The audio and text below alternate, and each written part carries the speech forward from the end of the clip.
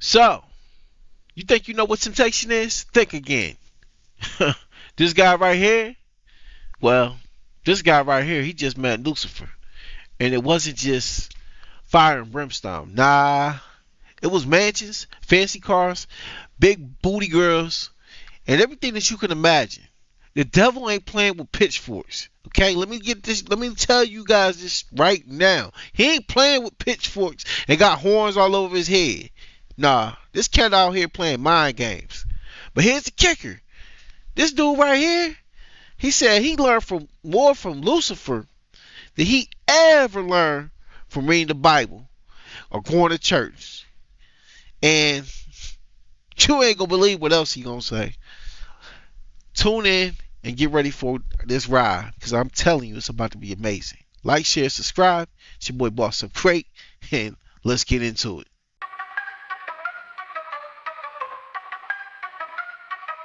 Welcome to my channel, the Boss Upgrade. Hit subscribe, cause we're never late. Life stories unfold, make no mistake. From gaming to reactions, it's all first rate. Boss Upgrade on your screen every day.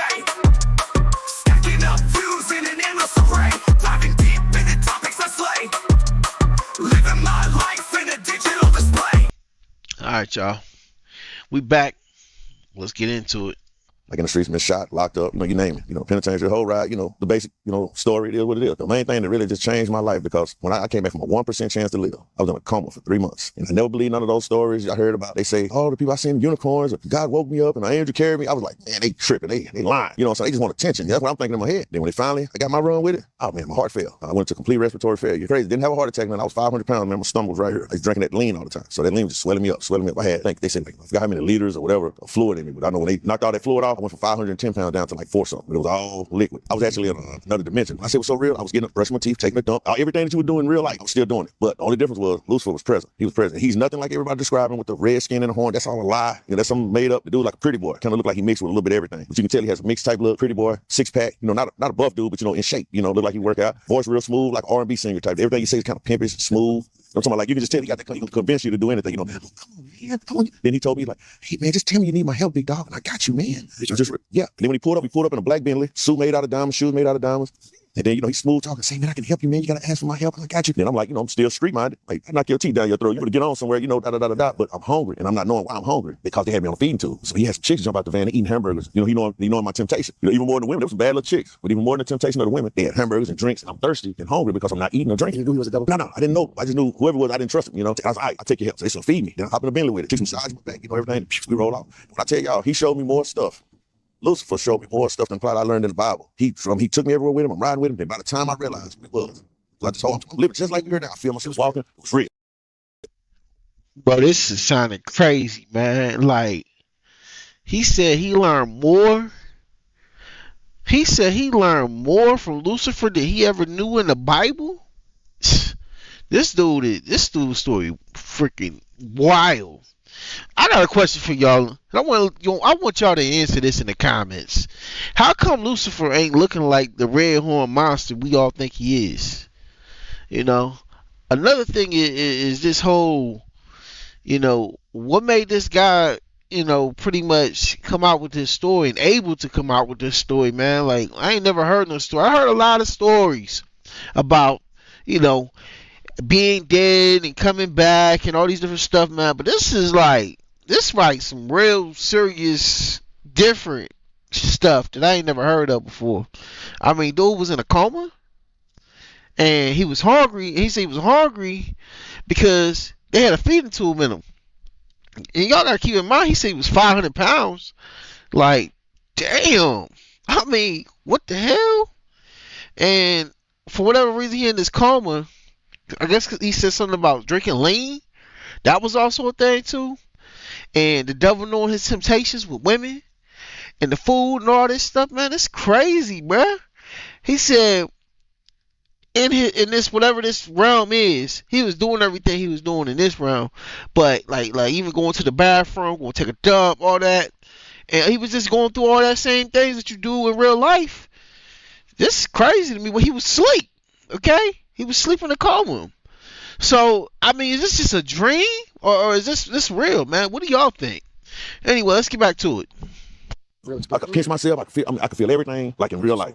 And man, I never forget. When I finally realized, I'm like, whoa, this dude's the devil. But by the time I realized, he was offering me, he had a mansion full of number of women, every kind of woman you could think of, every kind of car, motorcycle, anything you could think of, he had it. But see, that's why I found out too, he's the bearer of the gifts. He's over the gifts. That's why he was able to, he didn't have no real power. Yeah. He's had power and influence. Like I even challenged him to a fist fight. He was like, oh no, I don't do that. He said, but I got somebody else who does. You know, the big dude come around, like they with it. You know, he got people that they do, but he's not gonna get his hands dirty. So that's when I realized, like, this dude really doesn't have no real power. All he does, he's gonna get you to do something to him to do something to you, and he get back. He said, oops, okay, I'm done. Pretty boy. You know, he's a pretty boy. He ain't gonna do nothing. He gonna talk to you. Like he told me, like he named off 6 people that he was gonna get because he wanted me to throw a big concert because he know I do music. He said, I want you to do this concert. It's gonna win him a bunch of souls. By this time this him. Well, I'm assuming this is him. And all of a sudden, I said, no, I ain't gonna do it. He gave me the money up front. He said, well, I want my money back. Plus this and this and this and this and that. I shoot him all the money back. And I think I was $2,500 short and paying back some millions. Get what he said? Green lighted me. I'm gonna have you kill. He said, wait a minute, no, I'm not gonna have you kill. He said, it's too easy. I'm gonna kill everybody you love. He said, I'm gonna get this person, that person, this person, that person, that person, this person. When I in regular life, every person he named, they gone right now, except for one. And that person, like they on their way. They living wild, no cap. When one of the chaplains, they say, come read. He said he wasn't gonna do the concert. He gonna kill everybody that he loved. He said when he woke up from his coma, he said everybody that was in the coma was dead. While he was in the coma, when he woke up from the coma, they was dead, except one person, and they were on their way dead now, about to be dead now. This is crazy, man. Like, he couldn't have prayed against it. Like, he couldn't try to warn them people or anything. Like, this is mind-boggling. Let's get back into it, though. Him his last rites, he's not gonna make it through the night. The chaplain grabbed my hand. He started praying. And then all of a sudden, my mom, I was out of it. This was my mom and my other brother, and then they told me. They said he snatched his hand back, bam, bam, fell all over the chairs and stuff. He said, I can't read his last rites. He said, that man, he got work to do. He said, God is not through writing chapters for this man. He said, I refuse to read his last rites. The people begged him because they were like, his vitals, my thing was like almost flatline. They had to hit me with I call them the jumper cables. You know, I had to hit him with them 3 times to bring me back to life. And when I tell you this too, I was so out of it. As far as my spirit was so far out of my body. And I'm telling you, it was a prayer. I started praying. It was, I looked to the hills from which my help come. I said, God, please don't let me go out like this. I said, give me a second chance. I'm going to get my life together. I said, God, please. I said, I completely surrender to you. I said, God, help me, Lord. Then all of a sudden, it was like a donkey kicked me in my chest, man. Damn, I felt my spirit go back in my body. Started breathing. I heard the nurses hollering, doctors hollering. Oh my God, it's a miracle. He's back. Everybody, they can't believe it. I wear glasses. I ain't had no glasses on. Nothing. Because when I fell and passed out in the emergency room, my glasses broke. So I look out the window. I see a rainbow. I saw shedding tears. I'm like, wow. I said, God heard my cry. A worthless sinner at the time. I said, God heard my cry. Inspired me. I couldn't talk. Had a trach in my throat. Had to talk with that, hold that wheelchair. Came back from all that, man. Couldn't walk, couldn't talk, couldn't eat, couldn't drink. God is good. I'm gonna tell y'all, if y'all need living proof that it's a God, I'm the reason. I'm living proof right now that it's a God, man. Believe that. Doctor was like 6'10", man. Big, tall doctor, man. Like Gomer Powell. I mean, no disrespect to him. Gomer Powell looking dude. I mean, when I finally was getting conscious. Bro, I believe there's a God, man. I believe there's a God, man. Like, I don't know if y'all believe in it, but man, I've been believing it obviously all my life. But I'm at the end of the day, man, it's stories like this that really encourage your faith that God will. He'll be with you even if you make your bed in hell. And clearly he made his bed in hell. And the word promised that he would do that. And a sinner's prayer. He straight up a sinner. He didn't even accept Christ or any of that right then. He just said he surrendered to you, God. I surrender to you, God, right now. And that's all it took. And God just put him back in his body. You know, and he gave him a second chance, man. Think about it, man. Like, how many people get second chances? And how many people don't, man? I've been given so many chances. I know some of you guys watching had.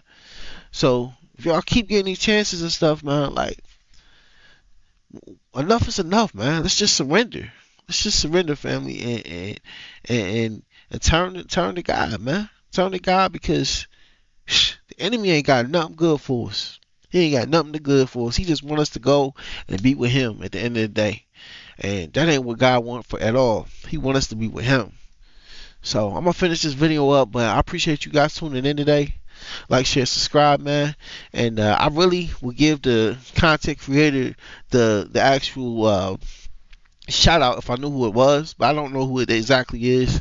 And I just know if you guys do know who it is or who this guy is, just let me know, man. I would love to give a shout out and a thank you for the testimony, but I don't know who to give the shout out to.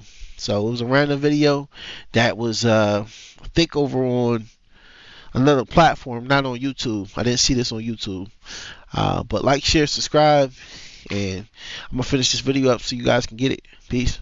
They're doing a little therapy, trying to get together. He was standing in my doorway. He was like this right here, looking at me. He said, "Sir, can I give you a hug?" I said, "Yeah, man, you can give me a hug." He gave me a hug. Then he said, "You are a warrior." He said, "I don't know what purpose God has for you in your life, but you better get into your calling." He said, "Your big old butt had one finger dangling out of a grave. And by the graces of God, I was able to grab you by your fingertip and pull your big old butt up out that grave and give you a second chance, man." He said, "You better live your destiny, man. You better fulfill your prophecy that God has you here to do." He started crying. He started shedding tears, man. And doctors don't show a lot of emotion. That doctor shed tears. And then how about even to this day, I went back looking for that same doctor. Nobody can find him. He's not even on the record. So I'm like, I'm gonna find this man. I'm gonna give him a Rolex or something, man. I said, I'm gonna bless his game. Have not been able to find that doctor. Everybody remember him. The nurses, they were like, "Yeah, I remember that guy." I said, They said, "I don't know where he is. We can't find him." After That's crazy. That's crazy, man. So, that had to be an angel, though. At the end of the day, that had to be an angel. So, I don't know. Angels do still exist, man. Angels still do exist, and I believe it had to be an angel with that doctor, man, to bring him back, through the power of God. So, hope you guys have enjoyed this video. Like I said, I have some questions, that I asked earlier. I even had a couple more.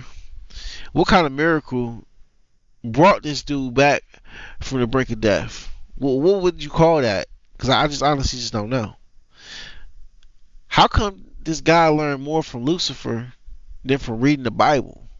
That's another question I got, And how did this near-death experience flip everything this dude thought he knew? I mean, what do you guys think about it? Can you guys answer any of these questions? Because it's just random stuff that's going through my head.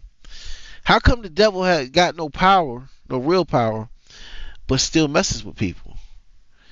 I mean, it's just like, I guess everything that you taught is in reading the word and everything, that he don't have the power, that Christ has all the power, Jesus got all the power, and he ain't got none of them. Like, that was a prime example when he said, he'll get somebody else to go do his dirt because he don't want to, because he a pretty boy. Like, that's crazy. That is so crazy how he has this analogy of this. But at the end of the day, man, this is a great testimony, and I hope this wakes some people up and will also encourage them to just, surrender to Jesus, surrender to God, and stay on the right path, man. Like, share, and subscribe. It's your boy Boss Up Great, and I'm out.